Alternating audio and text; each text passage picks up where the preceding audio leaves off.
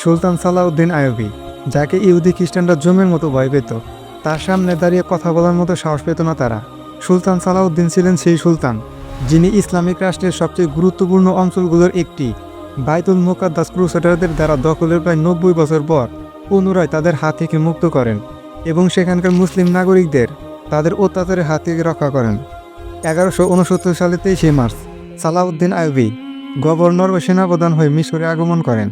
ফাতেমি খেলাফতের কেন্দ্রীয় খলিফা তাকে এ পদে নিয়োগ দিয়ে বাগদাদ থেকে প্রেরণ করেন। তার আগে থেকেই ইউরোপ, ফ্রান্স ও জার্মানি ইসলামিক রাষ্ট্র ভাঙার জন্য ক্রুশে শপথ করে ইসলামের নাম নিশানা মুছে দিয়ে বিশ্বজুড়ে ক্রুশের রাজত্ব প্রতিষ্ঠা করার সেই লক্ষ্যে শুরু করে নানা চক্রান্ত। সেই সঙ্গে তারা চালায় সশস্ত্র অভিযান, মুসলিমদের থেকে ছিনিয়ে নিয়ে দখল করে রাখে ইসলামের মহান স্মৃতিচিহ্ন প্রথম কিবলা বাইতুল মুকাদ্দাস। সালাউদ্দিন আইয়ুবী ছোটবেলায় গভর্নর নিজামুল মুলকের মাদ্রাসায় জাগতিক ও আদর্শিক পড়াশোনা ও যুদ্ধবিদ্যায় জ্ঞান লাভ করেন। রাজনীতি, কূটনীতি, ভূগোল, ইতিহাস, পড়াশোনা ও প্রত্যক্ষ যুদ্ধ কৌশলের উপর গভীর জ্ঞান ও আগ্রহের কারণে চাচা শেরেকা ও নুরুদ্দিন জঙ্গি তাকে স্পেশাল প্রশিক্ষণ প্রদান করেন। প্রশিক্ষণটি মূলত তৈরি করা হয় এক যুদ্ধের ময়দানে, যেখানে সালাউদ্দিন আইয়ুবী দীর্ঘকাল অবরোধের মধ্যে যুদ্ধ করেও হতাশ না হয়ে সম্পূর্ণ ঠান্ডা মাথায় সৈনিকদের নিয়ে যুদ্ধ করে ফিরে আসেন। এরপরে নুরুদ্দিন জঙ্গি তাকে মিশরের গভর্নরের পদে মনোনীত করেন। সুলতান নুরুদ্দিন জঙ্গিও চিন্তা চেতনায় ছিলেন সালাউদ্দিন আইয়ুবীর মতোই। সে সময় যেখানে ইসলামী খিলাফতের সব আমির, গভর্নর, উজিররা খ্রিস্টানদের চক্রান্তে পা দিয়ে তাদের থেকে সুন্দরী মেয়ে ও প্রচুর ধনসম্পদ এবং মূলত ক্ষমতার লোভে ইসলামিক রাষ্ট্র থেকে স্বাধীন হওয়ার স্বপ্ন দেখত, ঠিক তখনই সালাউদ্দিন আইয়ুবী ও নুরুদ্দিন জঙ্গি ইসলামিক খিলাফত রাষ্ট্রকে ইহুদি খ্রিস্টানদের চক্রান্ত থেকে মুক্ত করে বাইতুল মুকাদ্দাসকে সেই ক্রুসেডারদের থেকে মুক্ত করার জন্য একের পর এক জিহাদ করে গেছেন। সালাউদ্দিন আইয়ুবী মিশরের গভর্নর হওয়ার পরে সর্বপ্রথম সেখান থেকে খ্রিস্টানদের চক্রান্তে পা দেয়া আমির উজিরদের সুকৌশলে সরকারি দায়িত্ব থেকে সরিয়ে দেন। এজন্য তাকে মারার জন্য ক্রুসেডারদের দালালরা অনেক ফোন দিয়ে হাঁটার পরও তারা ব্যর্থ হয়। দালালরা অনেক সুন্দরী মেয়ে ব্যবহার করেও পাথরের মতো সালাউদ্দিনকে গলাতে পারেনি, যেখানে অন্য অন্য আমিররা সানন্দেই তাদের গ্রহণ করত। দালালরা সালাউদ্দিনকে গলাতে না পেরে তাকে ক্ষমতা থেকে নামিয়ে নিজেরা ক্ষমতায় বসার জন্য মিশরের সেনাবাহিনীর মধ্যে থাকা সুদানি সেনাদের মধ্যে বিদ্রোহ করার চেষ্টা করে, এই বলে যে তোমরা সুদানি, তারা মিশরি। সুদানের বর্ডার মিশরের কাছে থাকাতে বিদ্রোহের পর সেখান থেকে আক্রমণ করাটাও সহজ ছিল। কিন্তু সালাউদ্দিন আইয়ুবী তার চৌকস গোয়েন্দা প্রধান আলী বিন সুফিয়ানকে দিয়ে সব তথ্য আগেই পেয়ে যান আর খুবই কৌশলে তাদের বিদ্রোহ দমন করেন। এদিকে সেনা বিদ্রোহ করিয়ে দালালরা সম্রাট ফাস্কোকে আক্রমণ করার আগমনও জানায়, কিন্তু সালাউদ্দিন আইয়ুবী আগেই বিদ্রোহ দমন করেন। আর যখন পরে ফাস্কোয়ের সেনাবাহিনী আসে, তারা পুরোপুরিভাবে সালাউদ্দিনের কাছে পরাজিত হয়। এইদিকে ফাস্কো মিশরে আক্রমণ করলে সিরিয়া থেকে নুরুদ্দিন জঙ্গি ফাস্কের দেশে আক্রমণ করে বসেন। তাতে আক্রমণের খবর পেয়েই ফাস্কো তার দেশে ফিরে যেয়ে দেখেন সেখানে চিত্রই বদলে গেছে। সব দিক দিয়ে ফাস্কের শোচনীয় পরাজয় ঘটে। বাগদাদের খলিফা আজিদও যখন ক্রুসেডারদের চক্রান্তে পা দেন, তখন সালাউদ্দিন আইয়ুবী তাকে সুকৌশলে খিলাফতের ক্ষমতা থেকে সরিয়ে বাগদাদকে সিরিয়ার খিলাফতের অধীনে নুরুদ্দিন জঙ্গির কাছে দিয়ে দেন। এতে করে খিলাফত রাষ্ট্র আবারও একটি রাষ্ট্রে পরিণত হয়। মূলত ক্রুসেডাররা ফাতেমি খলিফাকে মদ আর নারীতে ব্যস্ত রেখে তাকে অদমে পরিণত করে, এমনকি সে সালাউদ্দিন আইয়ুবীকে হত্যাও করার পরিকল্পনা করে। আর খলিফা হওয়া সত্ত্বেও তিনি সালাউদ্দিন আইয়ুবীর উপর কথা বলতে ভয় পেতেন। চরিত্রের অধপতনের কারণে মূলত এমনটি অনুভব করতেন তিনি। তাই তাকে সরিয়ে খিলাফতের দায়িত্ব একজনকে দেওয়া ও একমুখী করা সালাউদ্দিন আইয়ুবীর পক্ষে সহজ হয়। সেকালে মসজিদে জুম্মার খুতবাতে আল্লাহর ও রাসূলের নামের পর খলিফার নাম উচ্চারণ করতে হতো। সালাউদ্দিন আইয়ুবী জুমার খুতবা থেকে খলিফার নাম উচ্চারণ করা বাদ দিয়ে দেন। সুলতান আইয়ুবী যেখানে ক্রুসেডারদের আক্রমণ করে তাদের ইসলামিক রাষ্ট্রের দখলকৃত অঞ্চল থেকে বিতাড়িত করবেন, সেখানে মুসলিমদের তাদের অত্যাচার থেকে মুক্তি দিবেন, সেখানে ক্রুসেডাররা সারাক্ষণই তাদের গোয়েন্দা ব্যবহার করে মিশরের কোনো না কোনো সমস্যা তৈরি করে রাখত, যাতে করে সালাউদ্দিন আইয়ুবী নতুন করে তাদের আক্রমণের সময় না পান। তিনি যেন মিশর ঠিক করতেই তার সকল সময় পার করে দেন। তারা প্রায়ই চেষ্টা করত সুদানি বাহিনীদের সুদান থেকে মিশরে আক্রমণ করাতে, যাতে সালাউদ্দিন শুধু তাদের নিয়েই ব্যস্ত থাকেন। তারা মিশরের বিভিন্ন মসজিদে তাদের প্রশিক্ষিত গোয়েন্দা ইমাম পাঠাতো, যারা সেখানে জিহাদের বিরুদ্ধে বক্তব্য দিয়ে মানুষের ভিতর থেকে জিহাদের চেতনাকে ধ্বংস করতে চাইত। ক্রুসেডাররা মুসলিমদের সবচেয়ে বেশি ক্ষতি করত মেয়েদের দিয়ে। তারা প্রায় সব আমিরদের কাছেই তাদের সুন্দরী মেয়েদের প্রেরণ করত। তাদের দিয়ে সেই আমিরদের চরিত্র ধ্বংস করার পায়তারা করত।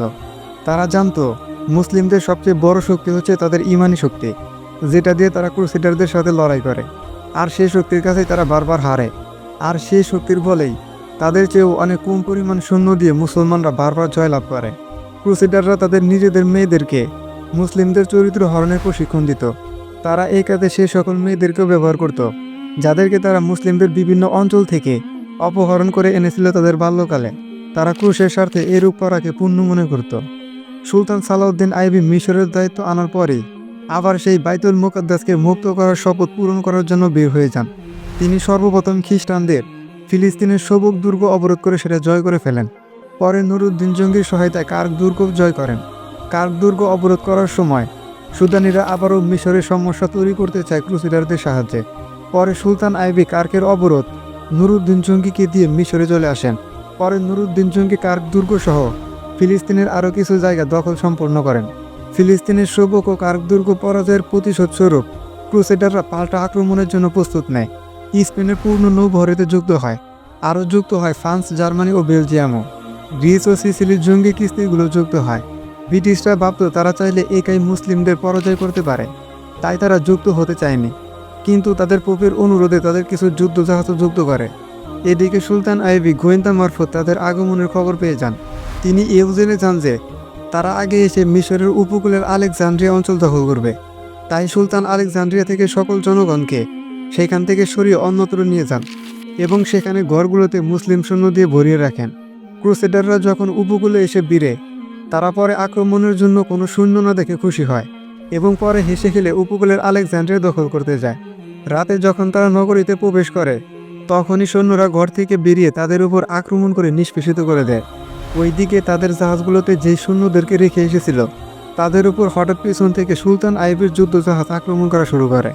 তারা মিনজানিকের সাহায্যে বড় বড় আগুনের গোলা ও পাথর মারতে শুরু করে ক্রুসেডারদের জাহাজের উপর। ক্রুসেডাররা পালাতে থাকে জাহাজ নিয়ে এবং ধ্বংস হতে থাকে। ক্রুসেডারদের আর একটা অংশ ফিলিস্তিন থেকে আক্রমণের জন্য আসলে সুলতান নুরুদ্দিন জঙ্গি তাদের উপর আক্রমণ করে তাদের পরাজয় করে দেন। এই যুদ্ধ শেষে নুরুদ্দিন জঙ্গি সুলতান আইবিকে তার অধিকৃত অঞ্চল দিয়ে সিরিয়ার নিজ এলাকায় চলে যান। সুলতান আইবির যুদ্ধ কৌশলের সবচেয়ে ভয়ানক কৌশল ছিল তার গেরিলা হামলা।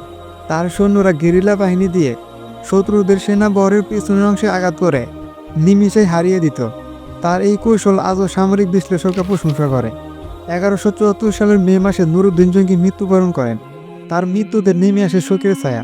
সালাউদ্দিন আইবি হারান তার প্রাণপ্রিয় চাচাকে, যিনি বারবারই তাকে সাহায্য দিয়ে আসতেন বিভিন্ন সময়। ক্রুসেডাররা খুশিতে আত্মহারা হয়ে যায়, কারণ তারা এখন সালাউদ্দিন আইবির সাথে আগের চেয়ে কম কষ্টে লড়তে পারবে। জঙ্গির মৃত্যুর পর তার মাত্র 11 বছরের নাবালক ছেলেকে ক্রুসেডারদের গাদ্দাররা ক্ষমতার লোভে খিলাফতের মসনদে বসায়। যদিও মাত্র 11 বছরের নাবালক ছেলেকে খলিফা হিসেবে মসনদে বসানো সকলের জন্য হারাম, তবুও তারা ক্ষমতার জন্য এটা করে।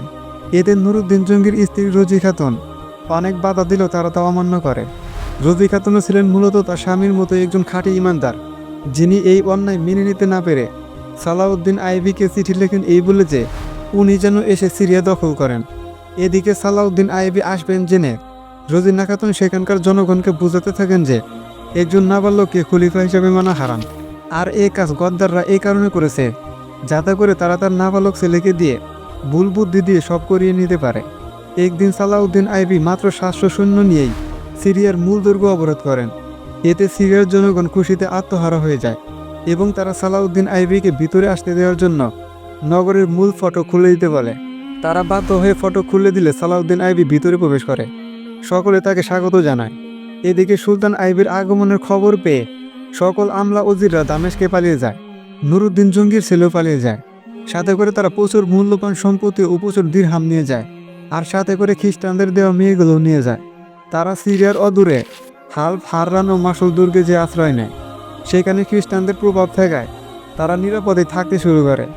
সুলতান নুরুদ্দিন জঙ্গির মৃত্যুর পর যখন সালাউদ্দিন আইবি সিরিয়া মিশরকে এক করে দেন, তখন থেকেই তিনি মিশরের গভর্নর থেকে সেই সালতানাতে ইসলামিয়ার সুলতান হন। তখন থেকেই তাকে সুলতান উপাধিতে ডাকা হয়। হালপ ও মাসুলে আশ্রয় নেওয়া আমিররা ক্রুসেডারদের সাথে আতাত করে সুলতান আইবিকে পরাজিত করে পুনরায় সিরিয়া দখল করা পন্থী আটে। এতে ক্রুসেডাররাও তাদের সাহায্য করতে থাকে। সুলতান আইবি যেন নিজেদের মুসলিম ভাইদের সাথে যুদ্ধ করতে করতে শেষ হয়ে যান, সেই লক্ষ্যে ক্রুসেডাররা হালপ, মাসুল ও আশেপাশের আমিরদের সালাউদ্দিনের বিরুদ্ধে উদ্বুদ্ধ করতে থাকে। তাদের সাহায্য করতে থাকে। তারা সেখানকার মুসলিম জনগণদের গোয়েন্দা মারফত বিভ্রান্ত করতে থাকে। তাদের বোঝাতে থাকে সুলতান সালাউদ্দিন অত্যাচারী ও নির্দয় শাসক। পরে বহুদিন যাবৎ সুলতান আইভি বাইতুল মুকাদ্দাসের বাধাস্বরূপ সেই কথিত মুসলিম আমিরদের সাথে যুদ্ধ করতে থাকেন। ক্রুসেডাররা সেই আমিরদের প্রচুর ধন সম্পত্তি ও সুন্দরী মেয়ে দিয়ে রেখেছিল, আর ক্ষমতার নেশা সেই সকল আমিরদের জেগে বসেছিল। একদিন মরহুম সুলতান নুরুদ্দিন জঙ্গির ছেলে প্রচুর মদ্যপানের ফলে ভুগে ভুগে মৃত্যুবরণ করে। তাকে দেখার জন্য তার মা রোজি খাতুন আর কখনো যাননি। অতঃপর অনেক দিন পর, অনেক যুদ্ধ ও অনেক কষ্টের পর সুলতান আইভি হাল্প, মাসুল ও হাররান দখল করে নেন। তখন সেখানকার মুসলিমরাই তাদের আমিরদের বিরুদ্ধে সালাউদ্দিনের জন্য দরজা খুলে দিয়ে আত্মসমর্পণ করতে বলে। পরে তারা আত্মসমর্পণ করতে বাধ্য হয়। এতে সুলতানের নিজেদের সাথে যুদ্ধ করেই প্রচুর মুসলিম সৈন্য শেষ হয়ে যায়। ক্রুসেডারদের গদ্দার আমিরগুলো তাদের সৈন্যদের এই বলে যুদ্ধ নিত যে সালাউদ্দিন ক্রুসেডারদের সাথে আঘাত করেছে, আর আমরাই প্রকৃত ইসলামের পথে আছি। হাল্প, হাররান ও মাসুল দুর্গ জয় করার পর সালাউদ্দিন আইভির সামনে বাইতুল মুকাদ্দাসের পথে আর কোনো বাধা রইল না। সুলতান আইভির এইবার বাইতুল মুকাদ্দাসের দিকে আগমনের পালা। ক্রুসেডাররা এবার মুসলিমদের থেকে সাহায্য পাবে না, কারণ সব আমিরই এখন সালাউদ্দিন আইভির অনুগত্য স্বীকার করেছে। সুলতান আইভি এইবার সর্বপ্রথম কারকে আক্রমণ করেন। সালাউদ্দিন আইভি এর আগেও একবার কার দখল করেন, কিন্তু 1 মাস পর সেটা আবারও ক্রুসেডারদের হাতে চলে যায়। কারকের শাসনভার ছিল অরনাথের উপর। অরনাথ একজন নাস্তিক ছিল, যে রাসূল সাল্লাল্লাহু আলাইহি ওয়াসাল্লামকে নিয়ে বিদ্রূপ করত। তাই সুলতান তাকে ঘৃণা করতেন, আর তাকে কাছে পেলে হত্যা করবেন বলে শপথ নিয়েছিলেন। অরনাথ মিশর আর সিরিয়ার হজ কাফেলাগুলোর উপর হামলা করে তাদের সম্পত্তি ডাকাতি করত আর মেয়েদের তুলে নিয়ে যেত। সুলতান আইভি কার্ক আক্রমণ করলেন, কিন্তু তিনি সেটা অবরোধ না করে শত্রু যেন তার ইচ্ছামতো এলাকায় এসে যুদ্ধ করতে বাধ্য হয় সেই পরিবেশ তৈরি করলেন। তিনি শত্রুর সকল রসদ বন্ধ করে তাদের পানির উৎসগুলো দখল করলেন, আর তাদের পানির তৃষ্ণায় যুদ্ধক্ষেত্রে পাগল করে ফেললেন। ক্রুসেডাররা বর্মপুরে যুদ্ধে আসত, তাই তিনি যুদ্ধের সময় ঠিক করলেন জুন-জুলাই মাসে। এতে তারা বর্মের ভিতর উত্তাপে জ্বলে পুড়ে মরতে লাগলো। তাদের পরাজয় হলো। সুলতান কারকো আশেপাশের দুর্গ জয় করে নিলেন। সেই যুদ্ধে অরনাথ সহ মোট 6 জন সম্রাট ধরা পড়ে। সুলতান পরে তার শপথ মতো অরনাথকে হত্যা করে বাকিদের ক্ষমা করে দেন। এই যুদ্ধে ক্রুসেডাররা তাদের সবচেয়ে বড় ক্রুশটা যুদ্ধের ময়দানে এনেছিল। তাদের সবচেয়ে বড় পাদ্রী পোপ এটা আনে। পরে পোপ মৃত্যুবরণ করে, আর বড় ক্রুশটি মুসলিমদের হাতে চলে আসে। পরে সুলতান ক্রুশদের তাদের ক্রুশটি দিয়ে দেন। এরপর পালা আকরার দুর্গের। ক্রুসেডাররা ভেবেছিল সুলতান আগে বাইতুল মুকাদ্দাস আক্রমণ করবেন, তাই তারা বুঝে ওঠার আগেই সুলতান আগে আকরা আক্রমণ করলেন। 2-3 দিন অবরোধের পর সেটা জয় করে ফেলেন। তারপর সুলতান আরেকটি গুরুত্বপূর্ণ দুর্গ আসকালান অবরোধ করেন। প্রায় 34টি বছর পর এই অঞ্চলটি আবার স্বাধীন হলো। 1153 সালের 19 সেপ্টেম্বর সম্রাট ফ্রাঙ্ক এটি দখল করে নেয়। আসকালান থেকে মাত্র 40 কিলোমিটার পূর্বে বাইতুল মুকাদ্দাস অবস্থিত। এবার পালা বাইতুল মুকাদ্দাসের। ক্রুসেডারদের দ্বারা বাইতুল মুকাদ্দাস দখল হয় 1999 সালের 15 জুলাই মোতাবেক 492 হিজরিতে শেষ হন। ক্রুসেডাররা বাইতুল মুকাদ্দাস দখল করে মুসলিম শাসকদের সহায়তায়। সেই সময় মুসলিম শাসকরা নিজেদের রাজ্য চলে যাবে বিদায় সকলেই একে একে ক্রুসেডারদের পথ ছেড়ে দেয়। কেউই তাদের বাধা দেয় না, বরং অনেকেই তাদের সাহায্য করে রসদ দেয়। শুধু আরাকার আমির ছিলেন একজন ইমানদার পুরুষ, যার সামরিক শক্তি খ্রিস্টানদের তুলনায় কিছুই ছিল না। তবুও তিনি খ্রিস্টানদের দাবি পূরণ করতে অস্বীকৃতি জানান। খ্রিস্টান বাহিনী আরাকা 1099 সালের 14 ফেব্রুয়ারি থেকে 13 মে পর্যন্ত অবরোধ করে রাখে। মুসলিমরা এমন প্রাণপণ লড়াই করে যে বিপুল ক্ষতির পর ক্রুসেডাররা পথ পরিবর্তন করে চলে যায়। মুসলিম আমিরগণই সেই সময় ক্রুসেডারদের নিরাপদে বাইতুল মুকাদ্দাসে পৌঁছে দিয়েছিল। পরে 1099 সালের 7 জুন তারা বাইতুল মুকাদ্দাস অবরোধ করে এবং 15 জুলাই বাইতুল মুকাদ্দাসের ভিতরে প্রবেশ করে। সেই সময় বাইতুল মুকাদ্দাসের গভর্নর ছিলেন ইফতেখারউদ্দৌলা। তিনি প্রাণপণ লড়াই করেছিলেন ক্রুসেডারদের সাথে, কিন্তু তাদের রসদ শূন্য অগণিত হয় তিনি ব্যর্থ হয়েছিলেন। পরে ক্রুসেডাররা নগরীতে ঢুকে সব মুসলিমদের হত্যা করে, তাদের নারীদের অত্যাচার করে, শিশুদের মাথা কেটে সেটাতে ফুটবল খেলে। মুসলিমরা আশ্রয়ের জন্য মসজিদুল আকসা ও অন্যান্য মসজিদে যায়। তারা ভাবে মসজিদুল আকসা উভয়ের নিকট সম্মানিত হওয়ায় তারা তাদের ছেড়ে দিবে, কিন্তু না, ক্রুসেডাররা সেখানে ঢুকে মুসলিমদের হত্যা করে। তাদের রক্ত মসজিদ গড়িয়ে ঘুরে বাইরে পড়ছিল। রক্তে খ্রিস্টানদের গোড়ার পা ডুবে গিয়েছিল। খ্রিস্টান ঐতিহাসিকদের মতে উদ্বাস্ত মুসলিমের সংখ্যা ছিল 70,000। সুলতান আইভি বাইতুল মুকাদ্দাসের সেই অবমাননার কাহিনী তার পিতা নাজিমউদ্দিন আইব থেকে শুনতেন। নাজিমউদ্দিন তার পিতার কাছ থেকে শুনতেন। পরে সুলতান এই কাহিনী তার নিজের ছেলেদের বলতেন। 1187 সালের 20 সেপ্টেম্বর রবিবার মোতাবেক 583 সনের 15 রজব সুলতান আইবি দ্রুত বাইতুল মুকাদ্দাস পৌঁছে যান, অবরোধ করেন বাইতুল মুকাদ্দাস। এদিকে খ্রিস্টানরাও তাদের পবিত্র ভূমি ছাড়তে নারাজ, তারাও আমরণ লড়াইয়ের জন্য প্রস্তুত। সেখানকার প্রায় সব মুসলিম ছিল বন্দী, তারা জেলের ভিতর থেকে আজানার তাকবীর ধ্বনি দিচ্ছেন। অনুরূপ খ্রিস্টানরাও গির্জায় গান গাইছে ও প্রার্থনা করছে। শুরু হয় রক্তক্ষয়ী যুদ্ধ, দুই পক্ষকে আহত নিহত করে চলছে। শহীদদের সংখ্যা জেনে সুলতান অবাক হন। পরে অনেক ত্যাগের বিনিময়ে 583 হিজরি 27 রজব মোতাবেক 1187 খ্রিস্টাব্দ 2 অক্টোবর শুক্রবার সালাউদ্দিন আইবি বিজয় বেশে বাইতুল মুকাদ্দাসে প্রবেশ করেন। এটি ছিল সেই রাত যেদিন আমাদের প্রিয় নবী সাল্লাল্লাহু আলাইহি ওয়াসাল্লাম বাইতুল মুকাদ্দাস থেকে মিরাজ গমন করেন। বাইতুল মুকাদ্দাস মুক্ত হওয়ার পর সেখানকার মুসলিমরা প্রায় 90 বছর পর ক্রুসেডারদের অত্যাচার থেকে রেহাই পেল। ইংল্যান্ডের সম্রাট রিচার্ড, যাকে ব্লড প্রিন্স বলা হতো, সে এর প্রতিশোধ নিতে 520টা যুদ্ধজাহাজ ও অনেকগুলো মালবাহী বড় জাহাজ নিয়ে রোম সাগর আসে। তখনই ঝড়ের কবলে পড়ে প্রায় অনেক জাহাজ তলিয়ে যায়। যা বাকি থাকে তাই নিয়ে সে বাইতুল মুকাদ্দাস আবার দখল করতে আসে। তখন তার সৈন্য ছিল 2 লাখ। সুলতান চাচ্ছিলেন তারা যেন আগে উপকূলীয় অঞ্চল আঁকড়ে অবরোধ করে, এতে করে তাদের সেখানে ব্যস্ত রেখে শেষ করে দিতে পারলে বাইতুল মুকাদ্দাস রক্ষা করা যাবে। রিচার্ড যখন আগ্রা আগমন করে তার আগেই তার জোটভুক্ত রাষ্ট্ররা আগ্রা অবরোধ করে। রক্তক্ষয়ী ও দীর্ঘ যুদ্ধের পর সকলে মিলে প্রায় 6 লাখেরও বেশি সৈন্য নিয়ে আগ্রা দখল করে নেয়। এতে তারা দখলের পর আগ্রার প্রায় 3000 নিরস্ত্র মুসলিমদের হাত পা বেঁধে পিশাচের মতো ঝাঁপিয়ে পড়ে হত্যা করে। রিচার্ড আগ্রা দখলের পর উপকূলীয় বাকি অঞ্চল আসকালান ও হিফা দখল করতে যায়, যেন সেগুলোকে দখল করে ক্যাম্প বানিয়ে বাইতুল মুকাদ্দাস দখল করা সম্ভব হয়। কিন্তু তারা যেন সেটা করতে না পারে, তার জন্য সুলতান আইভি আগেই সেখান থেকে জনগণকে সরিয়ে সেগুলোকে পুড়িয়ে ধ্বংসস্তূপে পরিণত করেন। পরে ক্রুসেডাররা সেখানে গিয়ে আর কিছু পায়নি। শেষে এক সময় রিচার্ড অসুস্থ হয়ে পড়লে সে যুদ্ধ ত্যাগ করে নিজ দেশে চলে যায় আর বলে যায় যে সে আবার আসবে বাইতুল মুকাদ্দাস দখল করতে।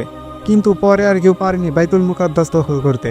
কিন্তু না, ইসলামী খিলাফতের শেষের দিকে যখন মুসলিম আমিররা ক্রুসেডারদের সাথে বন্ধুত্বের কথা বলে মূলত তাদের দাসত্বকে গ্রহণ করল, তখনই ক্রুসেডাররা আবারও তুচ্ছ ও সংকীর্ণ মনা জাতীয়তাবাদের নীতিতে ইসলামিক রাষ্ট্রগুলোকে ভেঙে টুকরো টুকরো করে দিল। আবারও ক্রুসেডাররা ফিলিস্তিনে ইহুদিদের প্রবেশের মাধ্যমে নিজেদের শাসন প্রতিষ্ঠা করল, সেখানে মুসলিমদের হত্যা করল, তাদের নিজ ভূমি থেকে ছাড়া করল, গঠন করল সেখানে ইসরায়েল রাষ্ট্র। আর সেটা কতিপয় নামধারী মুসলিম শাসকদের কারণে সম্ভব হয়েছিল। 1193 সালের 4 মার্চে অবশেষে ইসলামের মহান নেতা সুলতান সালাউদ্দিন আইবি ইন্তেকাল করেন। সেদিন সমগ্র ফিলিস্তিনের নারী পুরুষ তাদের ঘর থেকে রাস্তায় বেরিয়ে তাদের সুলতানের জন্য মাতম করছিল। যদিও মাতম করা ঠিক নয়, নগরীর অলিতে গুলিতে কান্নার রোল বয়ে যাচ্ছিল। আজও সেই কান্নার রোল বয়ে যায় সেই ফিলিস্তিনের অলিতে গুলিতে। আজও তারা তাদের সেই সালাউদ্দিন আইবিকেই খুঁজছে ক্রুসেডারদের অত্যাচার থেকে মুক্তির জন্য।